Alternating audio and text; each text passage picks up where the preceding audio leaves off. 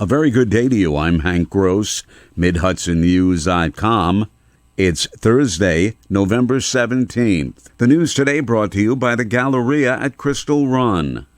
Former Middletown City professional firefighter who held the position of lieutenant was sentenced in Orange County Court on Wednesday for being a major drug trafficker and conspiracy. 52-year-old Paul Smith of Deer Park, who was arrested in February 2019, was sentenced by Judge Craig Brown to 10 to 25 years in state prison. He must also forfeit $315,000 that he made from selling cocaine as part of the conspiracy, as well as a 2014 Dodge Ram pickup truck, a 2008 Chevrolet Corvette, and a 2012 Harley-Davidson motorcycle that he used to transport narcotics. Smith would hold nighttime meetings with his distributors at the Central Firehouse in Middletown.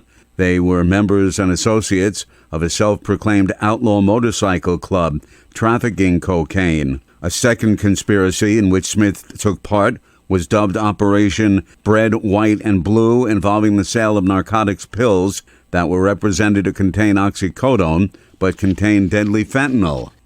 Environmental justice advocates, elected officials, and community members gathered Wednesday in Midtown Kingston for the launch of the Climate, Jobs, and Justice Package, a legislative roadmap intended to push New York State toward future decarbonization.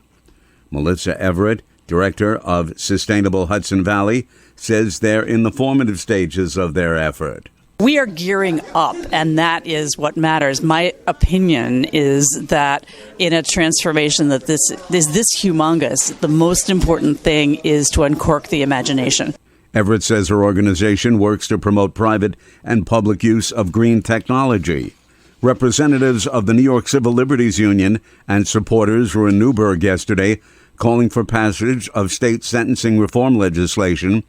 The measures eliminate Mandatory Minimum Act, Second Look Act, and Earned Time Act were introduced in the state legislature during the 2022 session related to prison sentences. Civil Liberties Union Representative Brandon Holmes of Kingston is hopeful the bills will be addressed in the new year. There are some concerns throughout the Hudson Valley region in particular, where a lot more of the conservative rhetoric has seemed to dominate the narrative. But with Governor Hochul beating, Lee Zeldin, I think we're going to be able to put the conversations about rolling back bail reform and past criminal justice reforms, we're going to be able to put those conversations behind us and actually get to the core of the work that still needs to be done in New York. The civil liberties groups said despite months of false attack ads from right-wing donors and billionaires, the move to end mass incarceration in New York and achieve real safety for all is stronger than ever. More news right after this. Find over 100 retailers allowing you to spend hours shopping safely at the Galleria at Crystal Run. Enjoy the big brands and the diverse selection of family-owned stores all in one location. The Galleria at Crystal Run offers dining options for everyone with Fuji 110 Grill, Allen's Mediterranean Grill, and Peru Cuisine. Discover the Mid-Hudson Valley's premier shopping, dining, and entertainment destination, the Galleria at Crystal Run. For more information, follow us on Instagram, Facebook, or visit GalleriaCrystalRun.com. Preliminary design, environmental review, and right-of-way expenses in connection with the Ulster and Delaware Corridor Rail Trail in Shandaken have received the green light as the $664,000 to pay for the work has been approved by the Ulster County Legislature. Lawmaker Kathy Nolan says the actual construction will be funded by Washington. The funding for this trail is from the Transportation Alternatives Program, which is based on being able to remove cars from the road. And this particular trail will do that. Bel Air Mountain Ski Center in High Mountain has mountain biking and has cross-country skiing.